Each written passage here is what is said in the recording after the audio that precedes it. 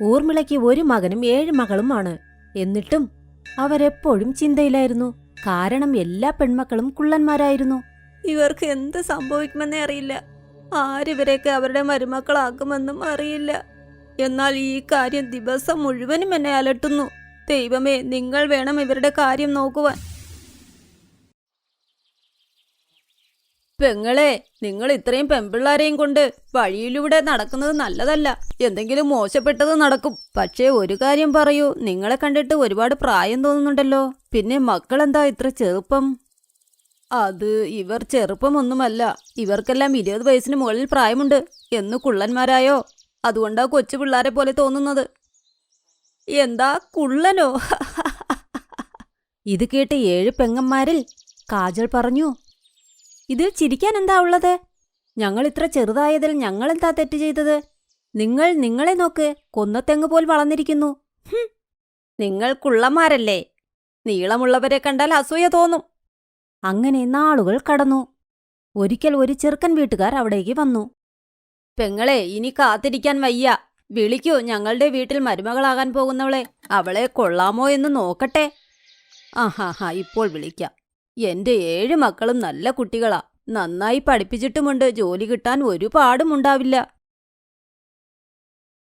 അവരെ കണ്ടപ്പോൾ ചെറുക്കന്റെ വീട്ടുകാർ ഞെട്ടിത്തെരിച്ചുപോയി. തമാശ കളിക്കുവാണോ പെങ്ങളെ?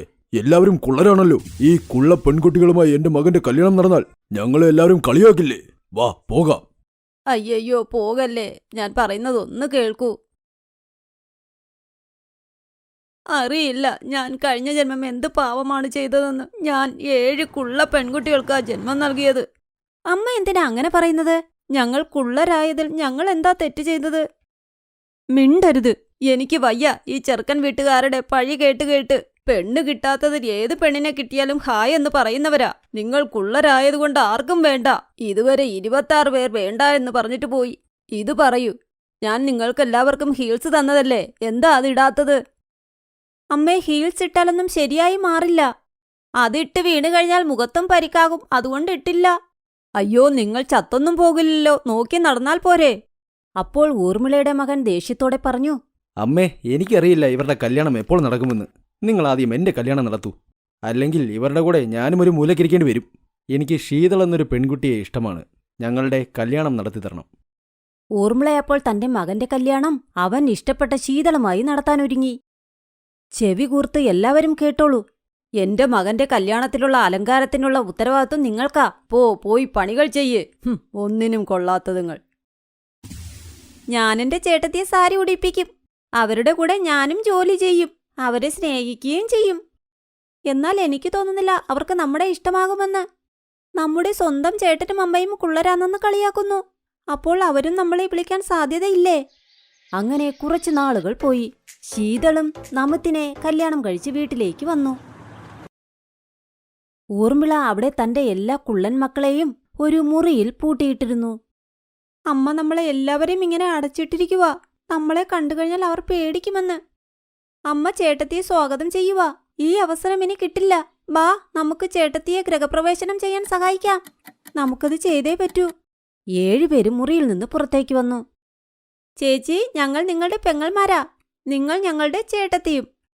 അതുകൊണ്ടാ നിങ്ങളെ വരവേൽക്കാൻ ഞങ്ങൾ പുറത്തേക്ക് വന്നത്. നിങ്ങൾ എന്തായാലും വന്നല്ലോ. തന്റെ 7 പെങ്ങൾമാരെയും കണ്ട് ശീതൾ സന്തോഷിച്ചു. എന്നാൽ നമത്തിന്റെയും ഊർമിളയുടെയും മുഖം ചുവന്നു. ഇവരോട് മുറിയിൽ നിന്ന് വെളിയിൽ വരാൻ ആരാ പറഞ്ഞത്? അടുത്ത ദിവസം കോമൾ എല്ലാവർക്കും വേണ്ടി ചായ ഉണ്ടാക്കുകയായിരുന്നു. എന്നാൽ പെട്ടെന്ന് അവളുടെ കയ്യിൽ നിന്നും ജാർ വീണ് അത് പൊട്ടിപ്പോയി. എപ്പോഴും നീ ഇങ്ങനെയാ ചെയ്യുന്നത്. ഞാൻ എത്ര മേളിൽ കൊണ്ടുവച്ചാലും നീ അത് പുറത്തെടുക്കും. നിന്റെ ചേട്ടത്തിയുടെ ആദ്യത്തെ അടുക്കളയായെന്ന് അത് നീ നശിപ്പിച്ചു. തെറ്റ് ചെയ്യാതെ നിനക്കൊന്നും ചെയ്യാൻ അറിയില്ലേ? അയ്യോ അമ്മേ, എന്താ ഇതൊക്കെ? എന്തിനാ ഇങ്ങനെയൊക്കെ പറയുന്നത്? നിങ്ങളുടെ മക്കളെ സന്തോഷമായല്ലേ വെക്കേണ്ടത്? അയ്യോ, ഇവരെ കൊണ്ട് തോറ്റുമോളെ. നിനക്കറിയാമോ എന്നു മുതൽ ഇവർ ഈ വീട്ടിൽ വന്നോ? ഇവര് കാരണം ഈ വീടിന്റെ പേര് കുള്ളന്മാരുടെ വീടെന്നാ അറിയപ്പെടുന്നത്. നിങ്ങൾ അകത്തുള്ളവർ തന്നെ ഇങ്ങനെ അവരെക്കുറിച്ച് പറഞ്ഞു തുടങ്ങിയാൽ വെളിയിലുള്ളവർ വേറെ പറയില്ലല്ലോ. എല്ലാം പോട്ടെ, ഞാനീ വീട്ടിൽ വന്നല്ലോ. ഇവർ ജോലി ചെയ്യേണ്ട ഒരാവശ്യവുമില്ല. ആ വീട്ടിൽ എന്തോ പ്രശ്നമുണ്ടെന്ന് അവൾക്ക് മനസ്സിലായി. അവൾ കൂടുതലൊന്നും മിണ്ടിയില്ല. സത്യം പറ ചേച്ചി, നിങ്ങൾ കല്യാണത്തിന് എതിർപ്പൊന്നും പറഞ്ഞില്ലേ? കുറെ ആൾക്കാർ വന്നു ഞങ്ങളെ കളിയാക്കിയിട്ട് പോയി. അതൊക്കെ പോട്ടെ, ഇനി ഇത് പറ, എന്ന് ഞങ്ങളെ അമ്മായിമാരാക്കും? നിങ്ങളുടെ ആവശ്യം നടക്കുമെന്നാ തോന്നുന്നത്. നിങ്ങൾ പെട്ടെന്ന് തന്നെ അമ്മായിമാരാകും. ചേച്ചി, സത്യമായിട്ടും നിങ്ങൾ ഞങ്ങളുടെ മുത്താണ്. ചേച്ചി പോയി വിശ്രമിക്കൂ, എല്ലാ ജോലികളും ഞങ്ങൾ ചെയ്യാം. സുപ്രിയ അവളുടെ ചേട്ടത്തിയെ പോയി കെട്ടിപ്പിടിച്ചു. അപ്പോഴേക്കും നമിത് അവിടേക്ക് വന്നു. അവൻ എല്ലാ കാര്യങ്ങളും കേട്ടു. പിന്നിലേക്ക് പോയേ. നിങ്ങളുടെ ശാപം എന്റെ കുഞ്ഞിന്റെ ദേഹത്തും പെടും. നിങ്ങളെപ്പോലെ കുഞ്ഞും കുള്ളനായി കഴിഞ്ഞാൽ എന്തു ചെയ്യും? ഞങ്ങളിനി ചേട്ടത്തിയുടെ അടുത്ത് പോലും പോകില്ല. അന്നു മുതൽ അവർ അടുത്തേക്ക് പോയില്ല. ഒരിക്കൽ, നമിത്, നീ വേഗം പോയി കൈയും കാലുമില്ലാത്ത ഏതെങ്കിലും ചെക്കന്മാരെ കണ്ടെത്തി ഇവരുടെ കല്യാണം നടത്ത്. തലയിൽ നിന്ന് ഒഴിച്ചുവിട്. ശരിയമ്മേ. എന്നാൽ ശീതൾ ഇതിനെ എതിർത്തു. എന്നാൽ നമിത് അതൊന്നും വകവച്ചതേയില്ല. നിർബന്ധപൂർവം പെങ്ങന്മാരുടെ കല്യാണം നടത്താൻ തീരുമാനിച്ചു. ശീതൾ ദേഷ്യപ്പെട്ട് പോലീസിനെ വിളിക്കാൻ തുടങ്ങി. ദിവസത്തിനു ശേഷം, ഹേയ്, വേഗം പിടികൂടൂ ഇവരെ. അയ്യോ, ഞങ്ങളെ കൊണ്ടുപോകരുതേ. അയ്യോ, ഞങ്ങളോട് ക്ഷമിക്കൂ, ഞങ്ങൾ തെറ്റ് ചെയ്തു. ഇൻസ്പെക്ടർ സാർ, അവരെ വിട്ടേക്കൂ.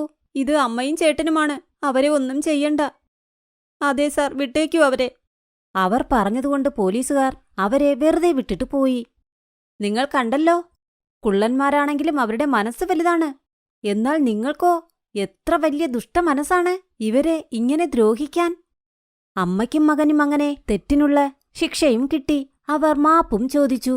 അതിനുശേഷം അവർ ഒരിക്കലും അവരോട് മോശമായി പെരുമാറിയതേയില്ല.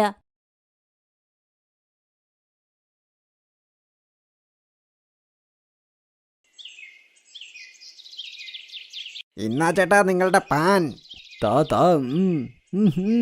ഈയിടെ തന്റെ പാൻ. ഓ, ഈ കൈപ്പുണ്യം ഞാൻ വേറെ ആരിലും കണ്ടിട്ടില്ലടോ. ഇവിടെ മറുവശത്ത് സുമിത്ര രാവിലെ തന്നെ പുലമ്പാൻ തുടങ്ങിയിരുന്നു. ഞാൻ കരുതി മരുമകൾ വീട്ടിൽ വന്നാൽ കുറച്ച് വിശ്രമം കിട്ടുമെന്ന്. അവൾ ദിവസവും ചെടികൾക്കൊക്കെ വെള്ളമൊഴിക്കും. എന്നാൽ എന്റെ ചെടികളൊക്കെ എങ്ങനെയാണ് നിൽക്കുന്നത്? അവൾക്കൊന്നിനെയും പറ്റിയും ഒരു ചിന്തയുമില്ല. ചെടികൾക്കൊപ്പം അവളുടെ തലയിലും വെള്ളമൊഴിച്ച് അവളെ വളർത്തിയെടുക്കേണ്ടിയിരിക്കുന്നു ഞാൻ. അവിടെ കുറച്ചാൾക്കാർ മാറി നിന്ന് പറയുന്നുണ്ടായിരുന്നു, അയ്യോ, നിനക്കാ കമലയുടെ മോളുടെ കാര്യം അറിയാമോ? അവൾ ദിവസവും വിക്കിയുടെ കൂടെ എവിടെയാ കറങ്ങാൻ പോകുന്നതെന്നറിയില്ല. ഞാൻ ഇന്നലെ രാത്രി അവന്റെ ബൈക്കിന്റെ പുറകിലിരുന്ന് പോകുന്നത് കണ്ടായിരുന്നു. നമുക്കെന്താ, അവരുടെ ഇഷ്ടം. ഞാൻ പോകുകയാ. മിട്ടുവിന്റെ അച്ഛന് ഭക്ഷണം ഉണ്ടാക്കണം. ഇതാണ് തൂഫാൻ മഹൊല്ല. എന്നാൽ ഈ മൊഹല്ലയുടെ പേര് തന്നെ തൂഫാനാണ്. ഇപ്പോൾ മറ്റേ അവിടെയുള്ള ശാന്തിയുടെ അവസ്ഥ എങ്ങനെയാണ്? അടുത്ത ദിവസം ആ മൊഹല്ലയിൽ ജീവിക്കുന്ന അനിത തന്റെ ബാൽക്കണിയിൽ നടുവൊടിഞ്ഞു വീണു. അയ്യോ, എന്റെ ദൈവമേ! അയ്യോ, ഞാൻ ചത്തു. ഈ വെള്ളം ഇത് എവിടുന്ന് വന്നു? ഇത്രയും നേരം ഇവിടെയൊന്നും ഒന്നുമില്ലായിരുന്നല്ലോ. അപ്പോൾ അവളുടെ നോട്ടം അടുത്തുള്ള ടാങ്കിലേക്ക് പോയി. അതിൽ നിന്നും വെള്ളം വരുന്നുണ്ട്. അതിലെ വെള്ളമാണ് അവളുടെ ബാൽക്കണിയിൽ വീണത്. അത് ശരി, ഇതെല്ലാം ഈ ബബിതയുടെ പരിപാടിയായിരുന്നല്ലേ? ഈ സ്ത്രീ ഇവിടെ താമസിക്കുന്നത് മറ്റുള്ളവരുടെ ജീവൻ എടുക്കാനാണെന്ന് തോന്നുന്നു. എത്ര പറഞ്ഞാലും ഇവർക്ക് മനസ്സിലാവുകയില്ല. ഇന്ന് ഞാൻ വെറുതെ വിടില്ല. അനിത അയൽപ്പക്കത്തെ വീട്ടിലേക്ക് പോയി. ബബിതേ, വാതിൽ തുറക്ക്. ബബിത വാതിൽ തുറന്ന് പുറത്തേക്ക് വന്നു. എന്തുപറ്റി? ചൂടുള്ള എന്തെങ്കിലും കണ്ണിലെടുത്തിട്ടോ ഇത്ര ചുമന്നിരിക്കുന്നു? മിണ്ടാതിരിക്കും ബബിതേ, എവിടെയവർ? അല്ല, ആര്? എവിടെ? ഞാൻ പറയുന്നത് സത്യമാ. രാവിലെ മോട്ടോർ ഓൺ ചെയ്ത് രാത്രി വരെ അത് ഓടും. നിന്റെ ടാങ്കിൽ നിന്നും വെള്ളം വന്ന് എന്റെ ബാൽക്കണിയിൽ വീണതുകൊണ്ട് ഞാൻ ഇന്ന് തെന്നിയടിച്ച് വീണു. എന്റെ നടുവും ഒടിഞ്ഞെന്നാ തോന്നുന്നേ. ഞാൻ എപ്പോഴും ശ്രദ്ധിച്ചാണ് നടക്കാറുള്ളത്. പക്ഷെ നീ കാരണം ഇന്ന് ഞാൻ വീണു. പിന്നെയും എന്റെ നടുവേദനയും തുടങ്ങി. നീ എന്ന് തൂഫാൻ മൊഹല്ലയിൽ വന്നോ അന്നു മുതൽ എന്റെ ജീവനും ഭീഷണിയായി. അതെന്റെ ടാങ്കിലെ വെള്ളമാണ്. എവിടെ പോയാലും നിനക്കെന്താ പ്രശ്നം? അയ്യോ സ്ത്രീയെ, ഏതെങ്കിലും നരകത്തിലേക്ക് പോയിക്കോട്ടെ. എന്തിനാ എന്റെ ബാൽക്കണിയിലോട്ട് വീഴുന്നത്? ഇന്ന് തന്നെ ഞാൻ ഹൗസ് ഓണറോട് പറഞ്ഞ് ഇവിടെ നിന്നും നിന്നെ പുറത്താക്കും. നോക്കിക്കോ. ആഹാ, വന്നിരിക്കുന്ന എന്നെ ഇവിടെ നിന്നും പുറത്താക്കാൻ. നമുക്ക് നോക്കാം ആരാണ് വീട് കാലിയാക്കുന്നതെന്ന്. ചെയ്യാൻ പറ്റുന്നതങ്ങ് ചെയ്യ്. വെളിയിൽ അവരുടെ ഭർത്താക്കന്മാർ സംസാരിക്കുകയായിരുന്നു.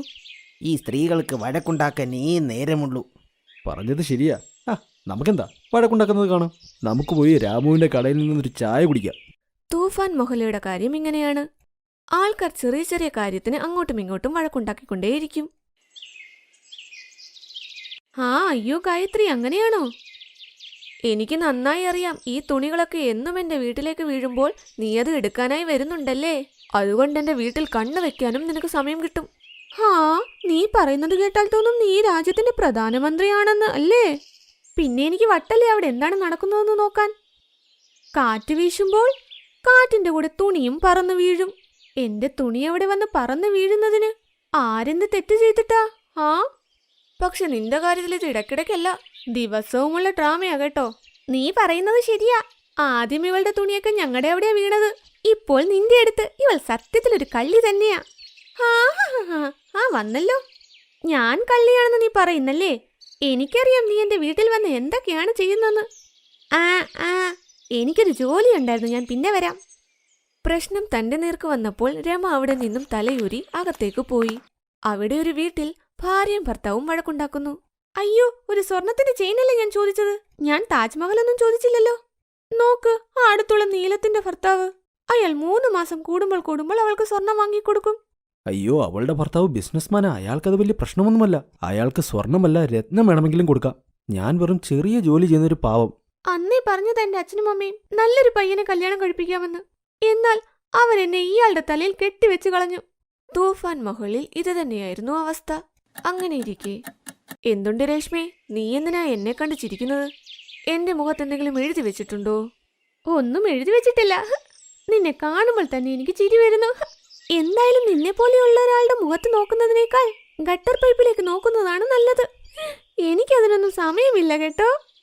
പിന്നെ നീ വലിയ കരീഷ്മ കപൂർ അല്ലേ, എരുമയെ പോലൊരു സ്ത്രീ. പോ, നിന്റെ ആവശ്യമില്ലാത്ത സംസാരമൊന്നും കേൾക്കണ്ട എനിക്ക്. പ്രേതം നിന്നെ കണ്ടാൽ മാറി നിൽക്കും. നീ എന്നെ പ്രേതമെന്ന് വിളിച്ചോ? ഇപ്പൊ കാണിച്ചു തരാം. കോമൾ രേഷ്മയുടെ മുടി പിടിച്ച് വലിക്കാൻ തുടങ്ങി. അപ്പോൾ രേഷ്മയും അവളുടെ മുടി പിടിച്ച് വലിക്കാൻ തുടങ്ങി. രണ്ടുപേരും പരസ്പരം മുടി വലിച്ച് വഴക്കുണ്ടാക്കിക്കൊണ്ട് റോഡിന്റെ നടുവിലൂടെ പോയി അവിടെ ജാമുണ്ടാക്കി. വണ്ടികൾക്ക് പോകാനും ബുദ്ധിമുട്ടായി. അയ്യോ, ഈ 2 സ്ത്രീകളെ ആരെങ്കിലും പറഞ്ഞു മനസ്സിലാക്ക്. വഴക്കുണ്ടാക്കി റോഡ് മുഴുവനും ജാമാണ്. ഈ മഹല്ലയിൽ എന്നും ഇങ്ങനെ വഴക്ക് തന്നെയാണല്ലോ. അയ്യോ ഇല്ല ഭായ്, ഈ മഹല്ലയിലെ സ്ത്രീകൾ വഴക്കുണ്ടാക്കുന്നതിൽ ഫേമസാ.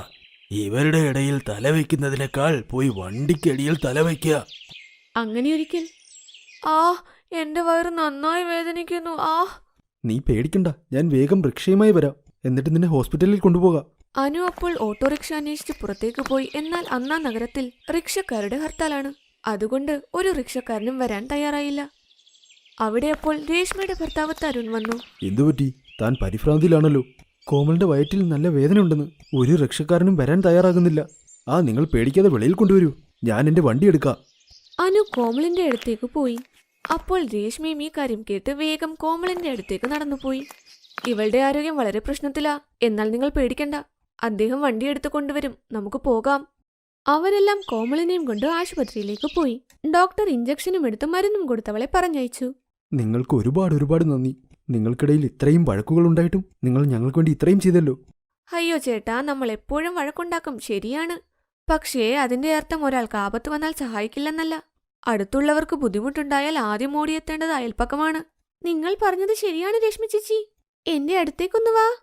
അവർ പരസ്പരം വഴക്കെല്ലാം പറഞ്ഞു തീർത്തു. ഇങ്ങനെ തന്നെയാണ് തൂഫാൻ മഹലിലുള്ളവരുടെ സ്നേഹവും. എത്ര വഴക്കുണ്ടോ അത്ര സ്നേഹവും. എന്നാൽ പ്രശ്നങ്ങൾ വരുമ്പോൾ തുണയായി നല്ല അയൽപ്പക്കമേ കാണൂ. Thanks for watching.